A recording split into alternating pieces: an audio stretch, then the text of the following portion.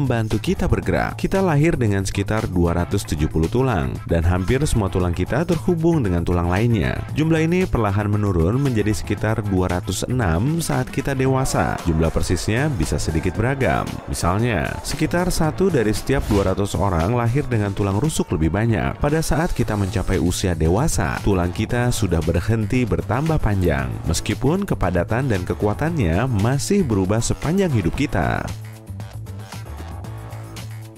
Tapi setiap tulang bisa patah, termasuk tulang terkecil di telinga. Bahkan hyoid, tulang berbentuk V di pangkal lidah yang tidak terhubung dengan apapun, bisa patah. Namun, sangat jarang orang yang mengalami patah tulang hyoid, hanya 0,002% dari semua kasus. Tapi untuk sebagian besar tulang, cedera lebih sering terjadi dan ada ribuan cara yang bisa membuatnya cedera.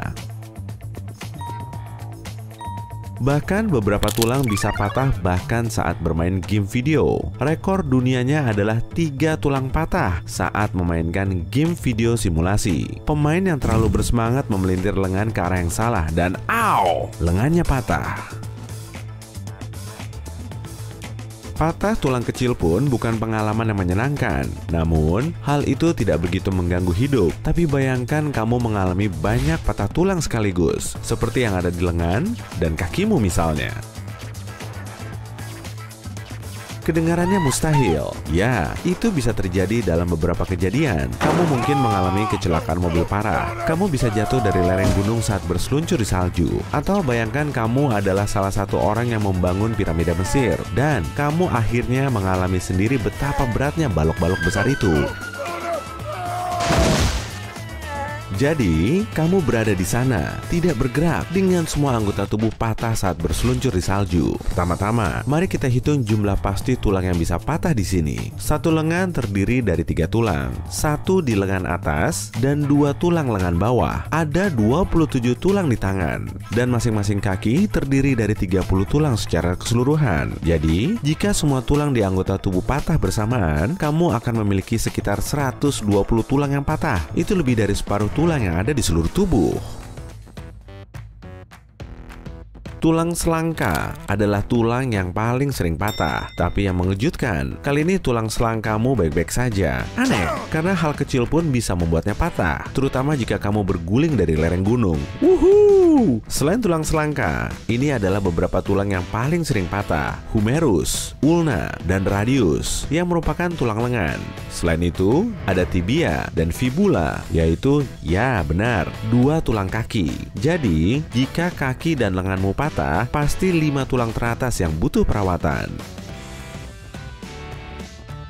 Kabar buruknya adalah kaki memiliki tulang yang paling sakit untuk patah, tulang femur. Letaknya di paha. Saat patah, tulang ini yang paling menimbulkan sakit. Mungkin karena ini adalah salah satu tulang terkuat juga. Femur sebenarnya adalah tulang terpanjang dan terkuat yang kita miliki di tubuh. Jadi, jika dua-duanya patah sekaligus, itu sama sekali tidak menyenangkan. Masalah lainnya adalah jika semua anggota tubuh patah, tulang terburuk ini juga akan patah. Siku adalah tulang yang paling parah saat patah karena sangat sulit pulih. Tidak ada cukup jaringan untuk menahan tulang pada tempatnya. Dan pada saat siku hampir siap untuk digerakkan lagi, ia sudah menjadi kaku. Jadi, apa yang sebenarnya terjadi saat tulangmu patah? Ya, itu juga. Tapi pertama-tama kamu mungkin mendengar suara retak. Kamu mungkin masih bisa menggerakkan anggota tubuhmu. Tapi hey, tunggu dulu. Hanya karena kamu bisa menggerakkannya, bukan berarti itu tidak patah. Kelainan bentuk, pembengkakan, dan rasa sakit juga merupakan tanda ada masalah. Ini mungkin akan sangat menyakitkan. Tapi untungnya, ada hal-hal lain yang jauh lebih menyakitkan. Untungnya, kurasa seberapa sakitnya juga bergantung pada seberapa parah tulangmu patah. Itu bisa jadi tidak seutuhnya, patah seutuhnya saat tulang terpisah menjadi 2 bagian atau bahkan terbagi, di mana terdapat 3 atau lebih bagian. Dalam beberapa kasus, orang hampir tidak merasa sakit saat patah tulang. Banyak orang mengalami luka parah saat bermain ski, tapi beberapa dari mereka tidak hanya berdiri setelahnya, seolah-olah tidak ada yang terjadi, tapi bahkan terus bersenang-senang sepanjang hari. Mereka mungkin sadar tulang mereka patah beberapa jam kemudian. Hal semacam ini sering terjadi pada anak-anak. Tulang mereka lebih lunak dan butuh waktu lebih singkat untuk sembuh. Tulang anak-anak memiliki selaput fibrosa lebih tebal yang membantu pemulihannya. Ini kabar baiknya, sakitnya tidak akan lama dan kemungkinan besar kamu tidak akan terlalu menderita. Biasanya, dokter akan memasang gips pada tulang yang patah. Terkadang tulang yang patah tidak benar-benar butuh gips, tapi ada risiko itu tidak akan pulih dengan benar. Setelah gips terpasang, pemulihannya hampir tidak sakit, meskipun biasanya disertai dengan rasa gatal dan bau. Gips bisa mulai berbau tidak sedap dan semakin kamu mencoba menghilangkannya, semakin kuat baunya. Menjaga gips tetap kering itu penting. Jadi, kamu mungkin harus membungkusnya dengan cara apapun. Tapi bungkus DIY yang tipis bukan pilihan terbaik.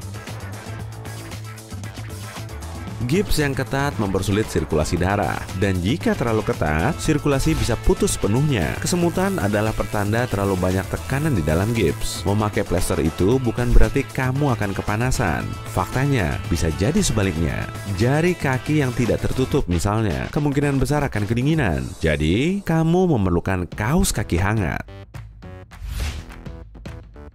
Dengan kedua lengan dan kaki patah dan terbungkus gips, kamu mungkin tidak akan dapat berbuat banyak sendirian. Jadi, kamu akan butuh asisten yang setia. Mandi tanpa bantuan apapun saat dipasangi 4 gips tampaknya mustahil. Pergi ke kamar mandi tanpa bantuan seseorang juga tidak mungkin. Bahkan, mengambil camilan sendiri seperti biasa adalah hal sulit yang tidak mungkin kamu lakukan. Aktivitas sehari-hari seperti membayar tagihan, berpakaian, dan bahkan mengelus peliharaan harus kamu tinggalkan dulu. Melihat media sosial juga bisa sulit. Jika parah, patah tulang harus dioperasi untuk memasang beberapa elemen baja seperti batang, pelat, skrup, dan pin. Ini pada dasarnya akan menjadi bagian tubuh barumu. Dengan semua implan logam di anggota tubuhmu, pemeriksaan keamanan di bandara mungkin menjadi lebih sulit. Kamu akan bisa berjalan lagi, tapi kamu akan membuat banyak alarm menyala mulai sekarang. Beberapa orang berkata, tulang menjadi lebih kuat saat kita mengalami patah tulang. Faktanya, tulang memang menjadi sedikit lebih kuat, tapi hanya selama pemulihan. Ini berkat kalus yang melindungi tulang selama pemulihan. Pertumbuhan kalus adalah tanda bahwa sistem imunmu menyelamatkanmu. Ia melepaskan darah yang menggumpal di tempat patah itu. Lantas, ia perlahan mengeras, dan setelah beberapa saat, berubah menjadi materi tulang baru. Berkat kalus, tulang pada akhirnya akan kembali normal setelah beberapa bulan. Namun, dalam beberapa kasus, proses pemulihan ini bisa memakan waktu hingga 1 tahun.